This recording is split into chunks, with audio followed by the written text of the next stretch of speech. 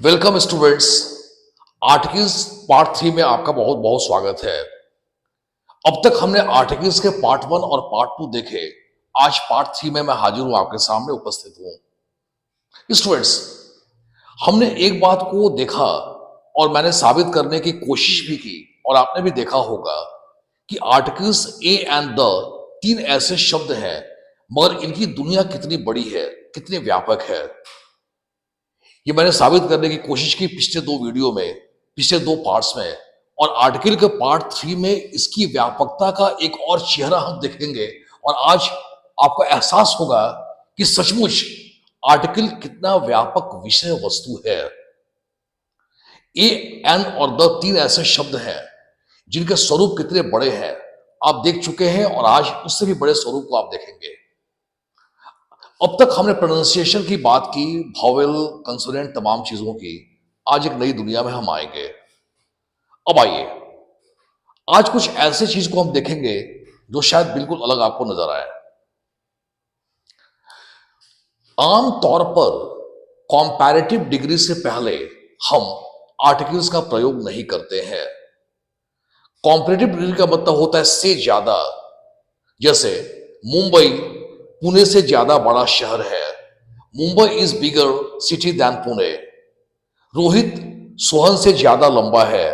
Rohit is taller than Sohan. The taller नहीं। अगर मैं बोलूं आपको कि नेहा निशा से ज्यादा लंबी है, Neha is taller than Nisha, लेकिन Neha is more taller than Nisha wrong, या the taller than Nisha wrong. General concept यह है कि कॉम्पिटिटिव डिग्री से पहले हम कोई आर्टिकल का प्रयोग नहीं करते हैं। लेकिन लेकिन जब हम समानांतर घटना की बात करते हैं, पैरेलल एक्शन की बात करते हैं, तब वहां पर कॉम्पिटिटिव डिग्री से पहले हमेशा द लगाते हैं। और द में कई मीनिंग छिपे होते हैं, जैसे जैसे, वैसे वैसे, ज्यों ज्यों, त्यों त्यों, जितना जितना, उतना उतना। ये जो पैरेलल एक्शन वाले शब्द हैं, यहां पर हम द का प्रयोग करते हैं कॉम्पिटिटिव डिग्री से पहले। उदाहरण स्वरूप, ये हमारा कॉम्पिटिटिव डिग्री है हायर, और ये हमारा कॉम्पिटिटिव डिग्री है होल्डर। और आम तौर पर हम कॉम्पिटिटिव डिग्री से पहले आर्टिकल्स नहीं लगाते हैं, मगर यहां पर कॉम्पिटिटिव डिग्री होते हुए भी हमने आर्टिकल का प्रयोग किया, जो कि बहुत ही असामान्य चीज है। और स्टूडेंट्स, विद्यार्थी गण, परीक्षाओं में सामान्य तौर पर असामान्य प्रश्न ही आते हैं। ये लाइन कभी ना भूलें। मैं फिर दोहरा दूं कि परीक्षाओं में सामान्य तौर पर असामान्य प्रश्न ही आते हैं, और ये असामान्य स्थितियों में से एक है। जैसे जैसे हम ऊपर की ओर जाते हैं, जैसे जैसे हम ऊपर की ओर जाते हैं, द हायर वी गो, वैसे वैसे हम अधिक ठंड महसूस करते हैं, द कोल्डर वी फील। यहां भी द, यहां भी द। अगर इन दोनों द में से कोई एक द हटा दें, common error, that is wrong. यानी कि पैरेलल एक्शन को दर्शाने के लिए कॉम्पिटिटिव डिग्री से पहले हम हमेशा द आर्टिकल यानी डेफिनेट आर्टिकल का प्रयोग करते हैं। आइए अगले एग्जाम्पल को हम समझे। More is a comparative degree, more is a competitive degree, the लगाया। The more he earns the more he spends, जितना जितना ज्यादा वह कमाता है, उतना उतना अधिक वह खर्च करता है। तो जितना जितना के लिए द आ गया, और उतना उतना के लिए भी द आ गया।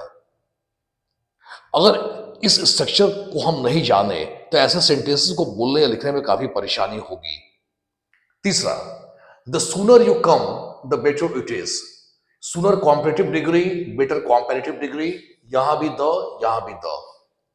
The sooner you come the better it is, आप जितना जल्दी आ जाए उतना अच्छा है। जितना, उतना, ज्यों ज्यों, त्यों त्यों, जैसे जैसे, वैसे वैसे। इन तमाम पैरेलल एक्शंस को शो करने के लिए हम कॉम्पिटिटिव डिग्री से पहले द आर्टिकल का प्रयोग करते हैं। अब यहां पर आइए, the earlier we reach there, जितना जल्दी हम लोग वहां पहुंच जाएं, the better it will be, उतना ही अच्छा होगा, जितना उतना। ये भी कॉम्पिटिटिव डिग्री और ये भी कॉम्पिटिटिव डिग्री। आइए अगले एग्जाम्पल की बात करें। Raman is the taller of the to. जब दो के बीच तुलना की जाए, सिर्फ दो के बीच, तो वहां और ऑफ शब्द आ जाए ऑफ, तो वहां पर भी हम कॉम्पिटिटिव डिग्री से पहले द आर्टिकल का प्रयोग करते हैं।